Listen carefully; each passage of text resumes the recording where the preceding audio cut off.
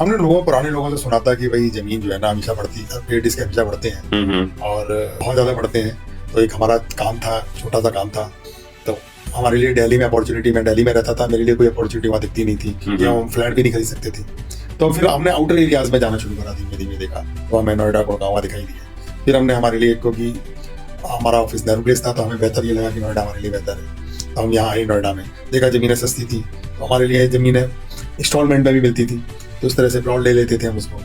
और फिर देखा एग्रीकल्चर लैंड की तरफ, वो भी इजीली मिलती, सस्ती जमीनें थी वो भी। तो हम धीमे धीमे, क्योंकि प्लॉट तो फिर भी महंगे होते थे, एग्रीकल्चर लैंड सस्ती होती थी, तो हम धीमे धीमे, छोटा छोटा इन्वेस्टमेंट होता था, बहुत बड़ा इन्वेस्टमेंट नहीं होता था, तो हम एग्रीकल्चर लैंड कभी 2 बीघा कभी 4 बीघा ये खरीदते रहे इस तरह से। हर साल जो भी है 2 बीघा, जितना भी बजट होता था उस हिसाब से खरीदते रहते थे। तो फिर उनका क्या है कि कुछ साल बाद उनका मुआवजा मिलना शुरू हुआ, एक अच्छा मुआवजा मिला, फिर उनसे मुआवजे से फिर जमीन आगे खरीद ली हमने उनसे।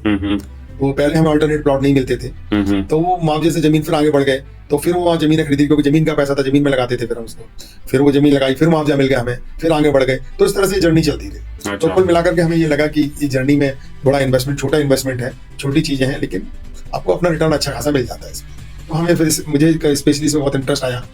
फिर हमने धीमे धीमे सब चीज़ों को समझना शुरू करा, इम्प्रूवमेंट आई काफ़ी।